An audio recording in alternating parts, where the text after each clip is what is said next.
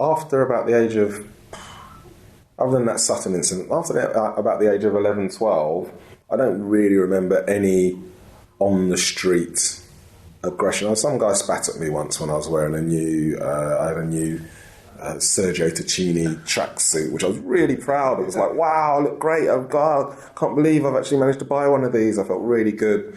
I must have been about 15, and this van went by, shouted the N-word, spat at me, and it ran all the way down. I just remember being like, more angry that he messed up my new thing than what he'd shouted. But as a whole, that sort of thing was quite rare. The racism I kind of experienced, I think, in my sort of early teens was more from the police, if I'm really honest.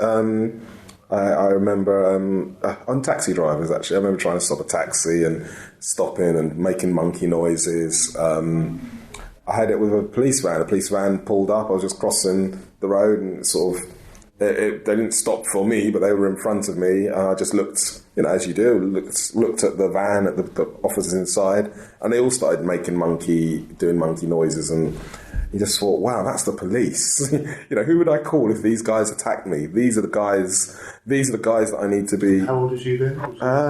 Maybe 14, 15. Yeah. It's not that long ago, is it? No, it's not that long ago. But then I got stopped and searched a lot. I mean, I lived on council estates. I must have been stopped 100 times. I must have been stopped and searched 100 times. But a lot of this has shaped my political views now. And there's a lot of talk about knife crime and what we do about it. I'm absolutely of the opinion that one of the tools to fighting this is by having a community that actually believes and trusts the police, rather than making them, as they have seemed, sadly, as some outside invading force that's there to control you and humiliate you and what have you.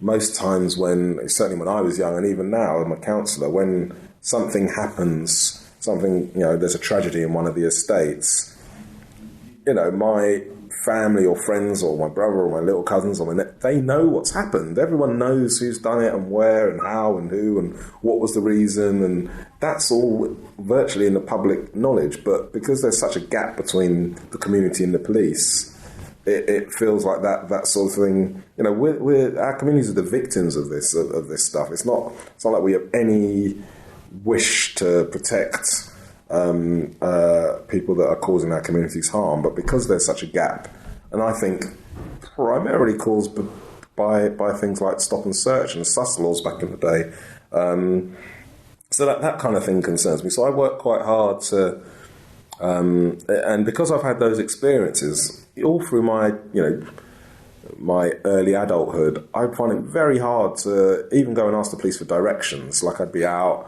and lost, and my friend girlfriend at the time said, there's a policeman, go and ask them. I was like, no, you can ask them. I just felt very, very uncomfortable with the police. And so as a